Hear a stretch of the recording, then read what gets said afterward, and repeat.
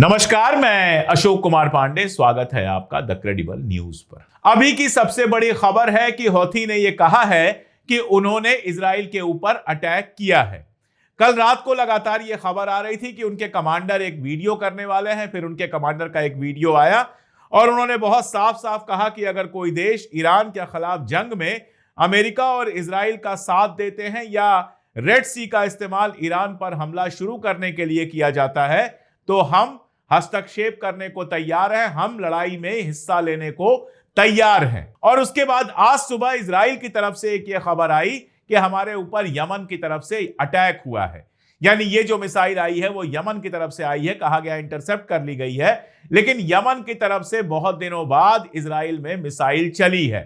जब गजा वाली पूरी बात चल रही थी, गजा वाली जंग चल रही थी, तो यमन लगातार इजराइल के ऊपर मिसाइलें फेंक रहा था। लेकिन गजा की जंग खत्म होने के बाद यमन ने यानी कि हूथी ने इजराइल पर हमला करना बंद कर दिया था। अब अगर यह खबर सच है कि यमन ने हमला किया है तो आप यकीन जानिए कि इजराइल के लिए यह सरदर्द बढ़ाने वाली चीज है। और यह भी समझिए कि ईरान ने बहुत होशियारी के साथ इस्तेमाल की है अपनी तीसरी ताकत जो यमन के अंदर है। हिजबुल्लाह लगातार लड़ाई लड़ रहा है। हिजबुल्लाह का इस्तेमाल करने की जरूरत ईरान को नहीं थी, क्योंकि ईरान वार शुरू होने के साथ ही इजराइल ने यह कहा था कि हम हिजबुल्लाह के ऊपर अटैक करेंगे या लेबनान के ऊपर अटैक करेंगे। और जब उन्होंने लेबनान के ऊपर अटैक किया तो हिजबुल्लाह ने जबरदस्त जवाब दिया है। और जिस तरह की खबरें आ रही हैं, बहुत साफ समझ में आ रहा है कि लेबनान में जबरदस्त नुकसान हो रहा है इजराइल का।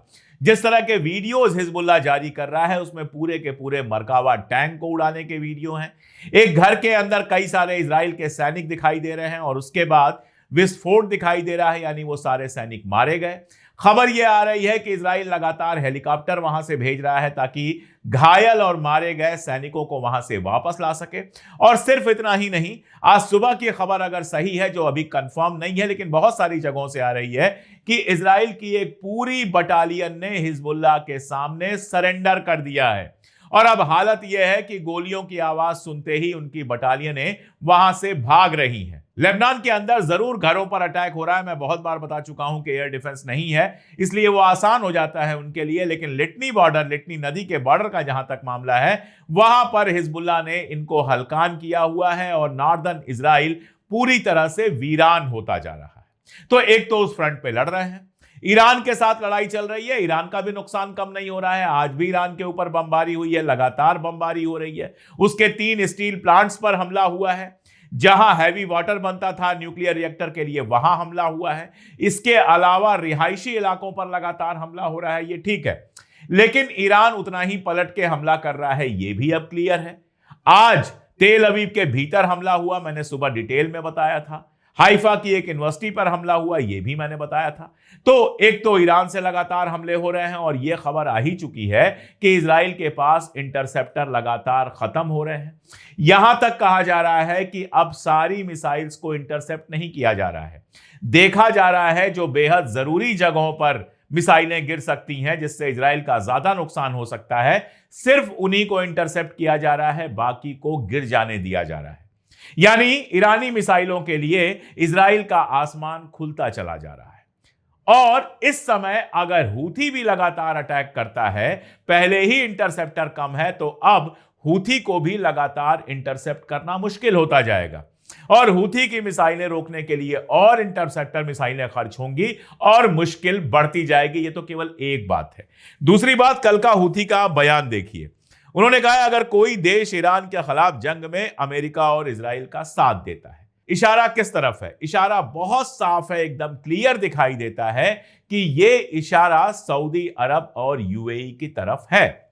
आप जानते हैं यमन के अंदर सऊदी और यूएई की फोर्सेस से हूथी ने 7-8 साल लंबी लड़ाई लड़ी है और इनका मुकाबला करके यमन के बड़े हिस्से पर कब्जा किया है। यानी पहले भी सऊदी अरबिया और यमन के साथ वो सारा कुछ हो चुका है जिसकी धमकी यमन अब दे रहा है। लगातार जो बयानात आ रहे हैं, आज गार्डियन में जो खबर छपी है, इंग्लैंड के अखबार गार्डियन में जो खबर छपी है, जिसमें यह फिर से कहा गया है कि सऊदी अरबिया अमेरिका के ऊपर प्रेशर बना रहा है कि ईरान के ऊपर अटैक लगातार करते रहो, उसको पढ़ लीजिए। या फिर यह खबर पढ़ लीजिए कि यूक्रेन का राष्ट्रपति जेलेंस्की बाकायदा आता है और यूक्रेन के ऑफिसर्स को सऊदी अरबिया में तैनात किया गया है। या फिर आप यूएई की यह खबर पढ़ लीजिए कि वहां का जो एम्बेसडर है अमेरिका में, जिसके बारे में मैंने सुबह बताया था, वो भी जंग जैसी बात कर रहा है। आप अगर यूएई के स्टेप्स देखिए तो वहां पर ईरान के जिन लोगों को, जिन ईरानी मूल के लोगों को रेजिडेंसी दी गई है, परमानेंट रेजिडेंसी तो वहां मिलती नहीं है, लेकिन जो रेजिडेंसी दी गई है वो छीनने की बात हो रही है, यानी ईरानियों को अपने मुल्क से निकालने की बात हो रही है। एक अनुमान के हिसाब से 4 लाख के आसपास ईरानी यूएई में रहते हैं। इसके अलावा वहां का एक बड़ा हॉस्पिटल है जुमेरा हॉस्पिटल, और जुमेरा हॉस्पिटल 54 साल पहले, 54 ईयर्स पहले बना था। उस हॉस्पिटल को बंद करने की बात हो रही है कि उस हॉस्पिटल को बंद किया जाएगा। यह बात लगातार हो रही है कि यूएई स्ट्रेट ऑफ हॉर्मुज को खुलवाने के लिए अगर कोई इंटरनेशनल कोएलिशन बनता है तो उसमें शामिल होगा। बहरीन उधर लगातार कह रहा है कि ईरान से हम जंग को तैयार हैं। तो यमन का जो ये पैंतरा है, यमन ने जो अपना एक नया मोर्चा खोला है, बहुत साफ दिखाई दे रहा है कि अगर ये मुल्क ईरान के ऊपर अटैक करने की सोचेंगे तो यमन फिर से अटैक करना शुरू कर देगा सऊदी अरबिया पर, यूएई पर, और यहां तक कि बहरीन पर भी इजराइल पर अटैक तो करेगा ही। अब किसी को लग सकता है कि अरे हूथी क्या कर लेंगे। देखिए, 3 बातें आप याद रखिए बहुत कायदे से। पहली बात तो यह कि हूथीज ने यूएई और सऊदी अरब को लंबे समय तक बेहद परेशान करके रखा है और उसके ऊपर कोई फतह हासिल नहीं कर पाया सऊदी जैसा रईस मुल्क। तो उसके ताकत को कम करके मत देखिए। दूसरा, उससे भी इंपॉर्टेंट, आपको याद होगा कि रेड सी जब ब्लॉक करके रखा था हूथी ने, तो अमेरिका ने भी इजराइल के साथ अटैक करना शुरू कर दिया था। उसके बाद पेंटागन ने हिसाब लगाया कि भैया हूथी के ऊपर अटैक करने में जितना हमारा खर्च हो रहा है उस हिसाब से कोई फायदा नहीं हो रहा है, और उसके बाद अमेरिका हूथी के साथ समझौता करके वहां से निकल जाता है, इजराइल को अकेला छोड़ के, और अटैक करना बंद कर देता है। तो उनके ताकत को आप कम मत समझिए। उनके पास एयर डिफेंस भी है और उनके पास शानदार मिसाइलें हैं, बैलिस्टिक मिसाइलें हैं, क्रूज मिसाइलें हैं, जो रेड सी के अंदर और स्ट्रेट ऑफ हॉर्मुज तक मार कर सकती हैं। इसलिए हूथीज का वहां होना और ताकतवर होना बेहद इंपॉर्टेंट है। तीसरी बात, बाब अल मंदेब, जिसके बारे में अब हम सब जानते हैं, इसको लंबे समय तक हूथीज ने बंद करके रखा और कोई खुलवा नहीं पाया। तो स्ट्रेट ऑफ हॉर्मुज तो पहले से बंद है। अगर हूथीज ने बाब अल मंदेब को भी बंद कर दिया तो इंटरनेशनल मार्केट में ऑयल और बाकी चीज की प्राइसों पर जबरदस्त असर पड़ेगा और अमेरिका की मार्केट में जबरदस्त उथल पुथल होगी। इसलिए हूथीज का इस जंग में आना एक बड़ी खबर है। आगे ये कहां तक जाता है इसको देखना होगा। अमेरिका अपनी पूरी तैयारी कर रहा है। 26 तारीख को जारी एक खत जो उसके मैरीन कमांडर ने लिखा है वो सामने आया है, जिसमें अमेरिका की सारी मैरीन को तैयार रहने के लिए कहा गया है। आप सोचिए, जिस ईरान को ये कमजोर समझ रहे थे वो इनके 7 शिप पहले ही डुबा चुका है और अब पूरी ताकत लगाने के प्लान में है अमेरिका स्ट्रेट ऑफ हॉर्मुज को खुलवाने के लिए। और उसके बावजूद कहता है मार्क रूबियो कि सब कुछ हो जाने के बाद, समझौता हो जाने के बाद भी, जंग खत्म हो जाने के बाद भी स्ट्रेट ऑफ हॉर्मुज पूरी तरह से खुल जाए ये जरूरी नहीं है। और मेरा अपना मानना है कि जो समझौते की बातचीत हो रही है उसमें अमेरिका ईरान की जीत के लिए एक रास्ता छोड़ेगा स्ट्रेट ऑफ हॉर्मुज का, कि भैया इस पर एक मिनिमल कंट्रोल बना के रखो। और ईरान अपनी डिमांड सिर्फ इतनी छोड़ सकता है कि ठीक है, हम एटॉमिक बम नहीं बनाएंगे। लेकिन ईरान के अंदर जो चल रहा है उसको समझना बेहद जरूरी है। राइटर्स की एक रिपोर्ट है और इस रिपोर्ट को बहुत कायदे से पढ़ा जाना चाहिए।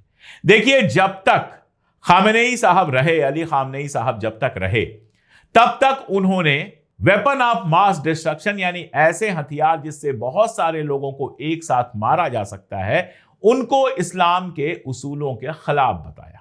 अब ये कितना मजेदार है, पूरी दुनिया में इस्लामोफोबिया फैलाई जाती है कि इस्लाम तो केवल सबको मारने काटने की बात करता है, हिंसा की बात करता है, और एक इस्लामिक धर्म गुरु सैयद अली खामेनेई साहब कहते हैं कि नहीं, ऐसे हथियार हम नहीं बनाएंगे जो बहुत सारे लोगों को एक साथ मार सकते हैं। हम सिर्फ वही हथियार बनाएंगे जो ईरान को बचाने के लिए, ईरान की हिफाजत के लिए, ईरान के डिफेंस के लिए जरूरी है। और वहीं दूसरी तरफ आप देखिए, एक यहूदी देश खुद को कहने वाला इजराइल, उसके पास एटॉमिक बम है और बाकी किसके किसके पास नहीं है, अलग से बताने की मुझे जरूरत नहीं है। कह मैं ये रहा था कि सैयद अली खामनेई साहब की हत्या होने के बाद जो वहां आईआरजीसी की लीडरशिप आई है और खासतौर पर अली लारिजानी को भी मार दिए जाने के बाद जो लीडरशिप आई है, वो ये सवाल लगातार उठा रही है कि आज अगर हमारे पास एटम बम होता तो क्या इजराइल और अमेरिका ये हिमाकत कर पाते? क्या सऊदी अरबिया इस तरह की बातें कर पाता? क्या यूएई या बहरीन जैसे मुल्क इस तरह की हिमाकत कर पाते? खैर, यूएई और बहरीन अपने दम पर नहीं कर रहे हैं, वो अमेरिका के दम पर कर रहे हैं, लेकिन फिर भी क्या कर पाते? नहीं कर पाते, क्योंकि सबको यह डर होता कि एक बम से उनका पूरा मुल्क खत्म हो जाएगा।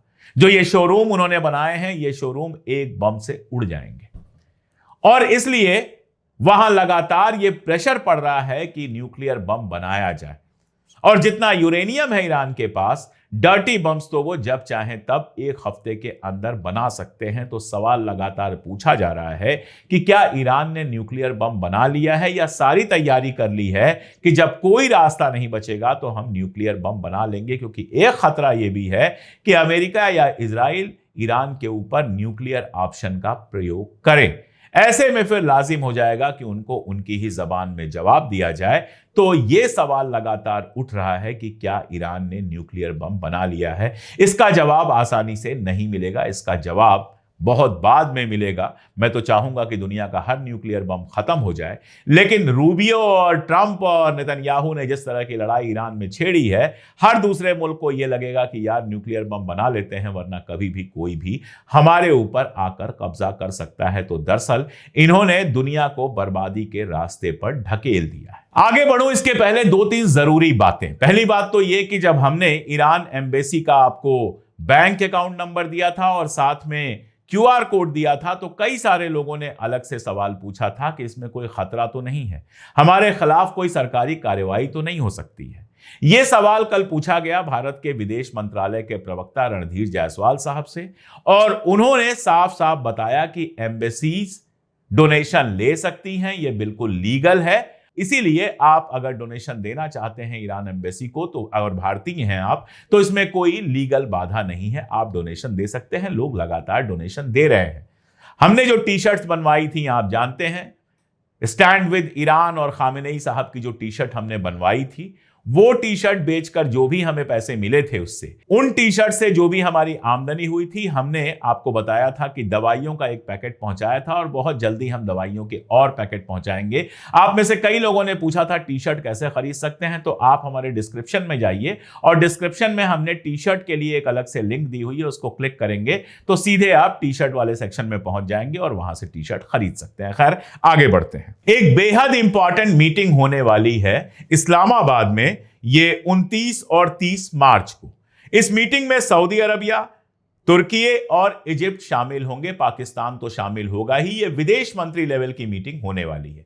ये मीटिंग इंपॉर्टेंट क्यों है? पहले ये मीटिंग टर्की में होने वाली थी, लेकिन अब ये मीटिंग इस्लामाबाद में हो रही है। ये मीटिंग इंपॉर्टेंट क्यों है, ये समझना बेहद जरूरी है। दरअसल आप ये समझिए कि जो बातचीत चल रही है वो कई लेवल की चल रही है।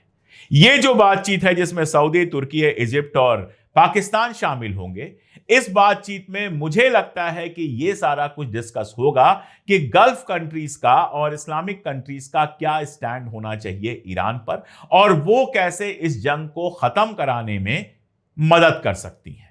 ये लगातार जो बैठकें हो रही हैं, इसका एक मानी ये हो सकता है, एक मानी ये हो सकता है कि ईरान के खिलाफ स्टैंड लेने का कोई एक फैसला लिया जाए, लेकिन मुझे लगता नहीं है, चूंकि इसमें इजिप्ट भी शामिल है, चूंकि इसमें तुर्की भी शामिल है, इसलिए मुझे लगता नहीं है कि किसी भी तरह से यह जंग को बढ़ाने के लिए है। यह दरअसल जंग को रोकने के लिए मीटिंग हो रही है, और इसीलिए मैं इसका एहतराम करता हूं। इजिप्ट और तुर्की उन नेशंस में शामिल हैं जो लगातार इस जंग को रुकवाने के लिए बैकडोर डिप्लोमेसी कर रहे हैं। इसके अलावा दो मुल्क का नाम और लेना चाहिए, एक तो ओमान जो लगातार इस बात को कह रहा है कि जंग रुकनी चाहिए, और कतर जिसने खुद को बाहर कर लिया है ये कह के कि हम इसमें शामिल नहीं हैं, लेकिन यह कहा है कि अगर जंग को रुकवाने के लिए हमारी कोई भी जरूरत होगी तो हम उसमें शामिल रहेंगे। दरअसल कतर एक मीडिएटर कंट्री कहा जाता है, जो भी मिडिल ईस्ट में समस्याएं आई हैं, सूडान से लेकर गजा से लेकर सारे कुछ में, हमेशा कतर ने मीडिएट किया है। पिछली बार भी ईरान से जब बात चल रही थी